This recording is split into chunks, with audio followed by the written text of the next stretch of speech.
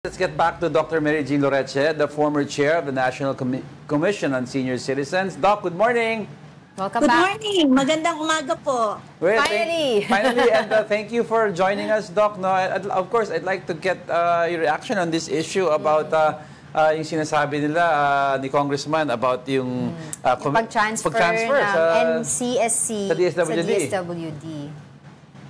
Alam niyo po, usapin na yan nung ako po ay nandoon pa sa komisyon, no?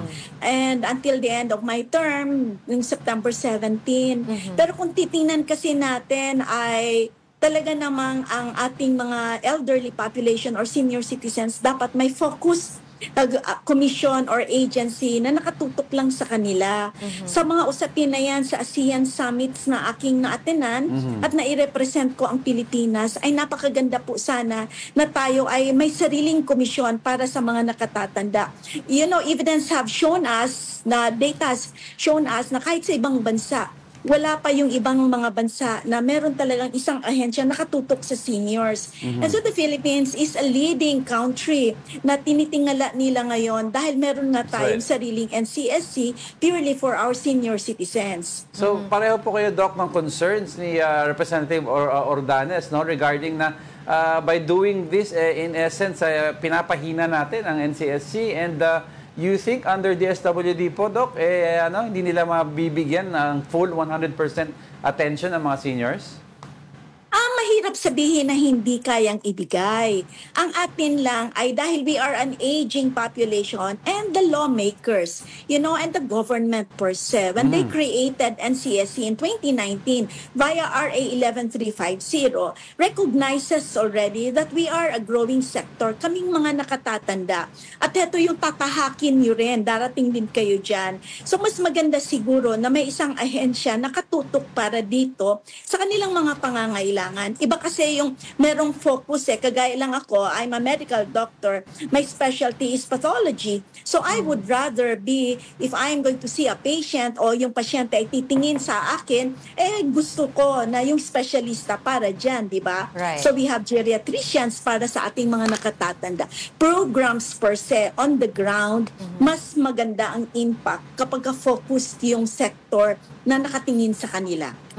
But this executive order has took effect already in September. Kumbaga parang sabi ko kay Diego kanina, what else can we do under this commission kung ito po ay naiutos na ng presidente through an executive order? Naku, sa usapin ng mga batas na yan, I am not the right person because I'm a medical doctor. I would like to leave that to the experts on that, no? Kung ang executive order ba ay pupwede na ibabaw sa isang executive order ang isang batas. So I don't wanna talk about that. I leave that to the policymakers and to those experts on that. Pero sa ngayon, nakikita natin dumadami ang mga nakatatanda at dumadami din ang kanilang mga pangangailangan. And so strengthening and supporting the National Commission of Senior Citizens to deliver its mandate would be the way forwards. But what would be when you were in the commission pa po, no, Doc, ano pa po ba yung mga nakikita po natin na dapat gawin for the elderly at this point? Meron na tayo kasi mga programs na sinimulan nung tayo ay nasa komisyon pa.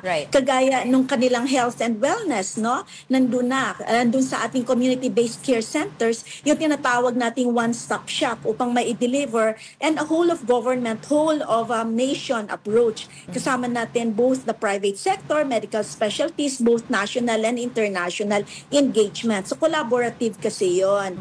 Pangalawa, kung titingnan naman natin ang pagbigay ng expanded centenarian cash gift, which is a new law, no, implemented at tayo ay nag-implement noong February of this year, ay kayang-kaya naman ng komisyon yan. So yung mga programang kinakailangan para sa mga nakatatanda, kailangan lang siguro na suportahan pa kung ano yung kailangan ng komisyon, manpower, resources, more financial siguro, no? Para ito ay mapaigting pa ang pag-deliver ng kanilang mga programs.